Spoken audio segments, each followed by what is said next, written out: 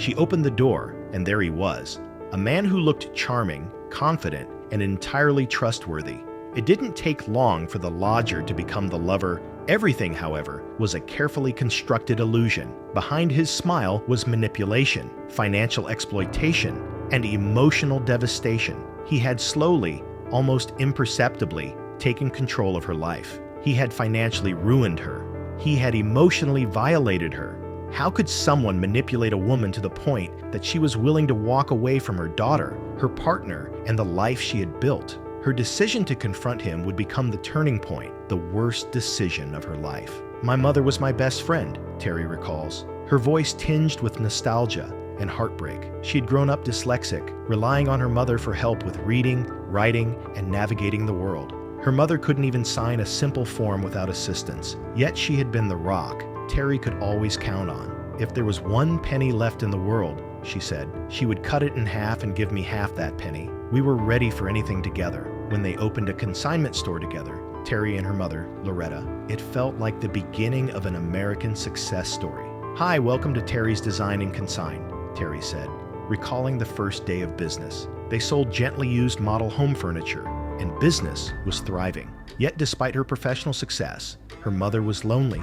She had been single for nearly 2 decades, and the isolation weighed heavily on her. Too young and too vibrant to live alone, she longed for companionship. So when Terry suggested renting out a room in the house, it seemed like a simple solution. A little extra income and maybe a friendly presence.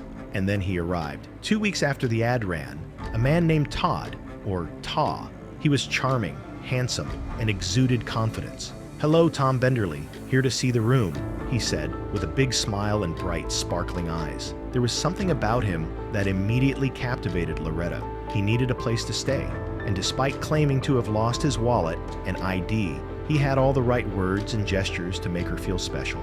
He painted a picture of himself as a successful inventor and entrepreneur, someone who had traveled the world, worked with Olympians, attended school with Donald Trump, and held a string of patents. Loretta was cautiously intrigued, yet Terry and other family members wanted to vet him. Their suspicions grew when his timeline and background didn't always add up. "He seems full of it," Terry's sister said after meeting him. But Loretta, desperate for companionship and validation, believed him. She wanted to be happy again, and he was the man she thought could deliver that. Once Tom moved in, his charm only grew.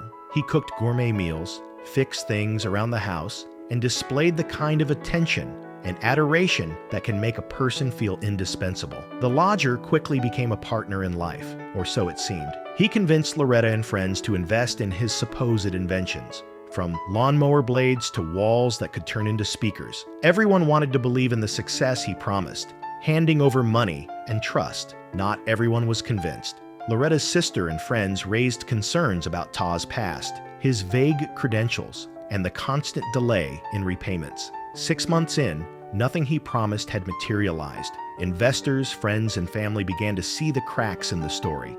Yet Loretta, enamored and desperate for love, ignored the warning signs.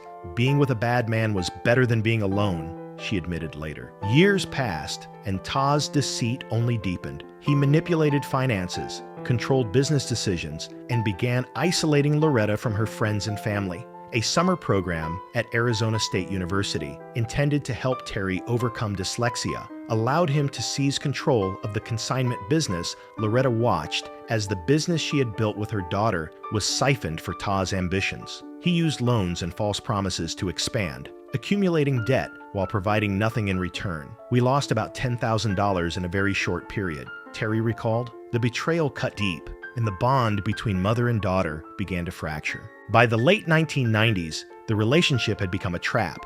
Loretta was trapped emotionally, financially, and psychologically. Every attempt to regain control was met with manipulation and lies. Her journal chronicled years of repetitive pleas, attempts to make Ta contribute to the household, and constant financial strain. He drained her resources, betrayed her trust, and systematically eroded her independence. The woman who had once been vibrant, confident, and independent now lived under the shadow of a man who had no regard for her well-being. Then, in December 2004, everything reached a breaking point. Loretta discovered her house was in foreclosure, a moment that crystallized years of manipulation and abuse. She confronted Ta, demanding he leave. What followed would be her final act of defiance. Her confrontation, terrifying and necessary, marked the worst decision of her life. The timeline quickly became chaotic. Terry rushed to Tucson, where Loretta had supposedly gone on vacation with Ta. Hours turned into a frantic search.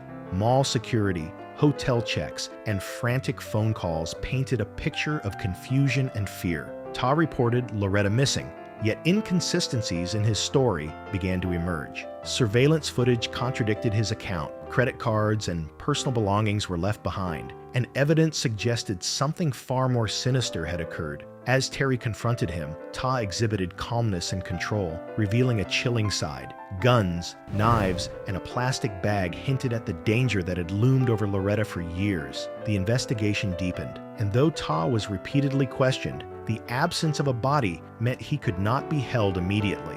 Frustration mounted, and Terry and investigators were left to piece together the pattern of deceit, manipulation, and financial theft. Ta's death by suicide in Phoenix did not resolve the mystery. He left no answers about Loretta's fate, and the pain of uncertainty lingered. Terry returned to search the desert, a grueling task that spanned months, driven by a desperate need to uncover what had happened to her mother. Finally, after a long and exhaustive search, a couple stumbled upon her remains. Loretta's skeleton was found buried under 18 inches of desert dirt, a plastic bag over her head and down her throat. At the time of her death, she was 69 years old. The aftermath was a complex mix of grief, relief, and reflection.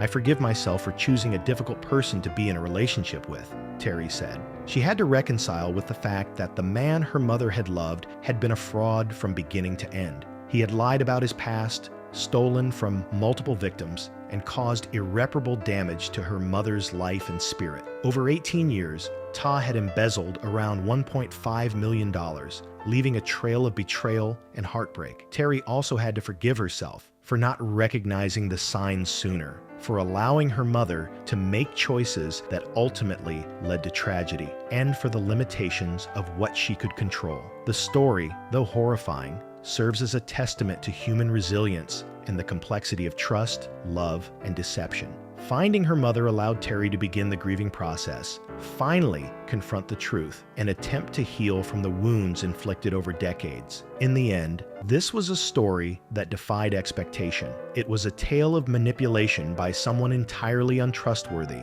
a mother's vulnerability exploited for financial gain, and a daughter's tireless determination to seek justice and closure. The case challenges assumptions about safety, trust, and the length to which some individuals will go to exploit the goodwill of others. It is a reminder that evil can hide behind charm, and that vigilance, skepticism, and love can sometimes be at odds in navigating the complexities of human relationships. As Terry reflected on the ordeal, she recognized that pain inflicted by Ta was not limited to the physical or financial. It was deeply emotional and psychological. The trauma left behind scars that could not be quantified, and the healing process required not only closure, but forgiveness and understanding of human frailty. In the end, the desert where Loretta was found became both a literal and metaphorical grave for deceit, a stark testament to the consequences of unchecked manipulation, and a somber reminder of the fragility of trust. Through this journey,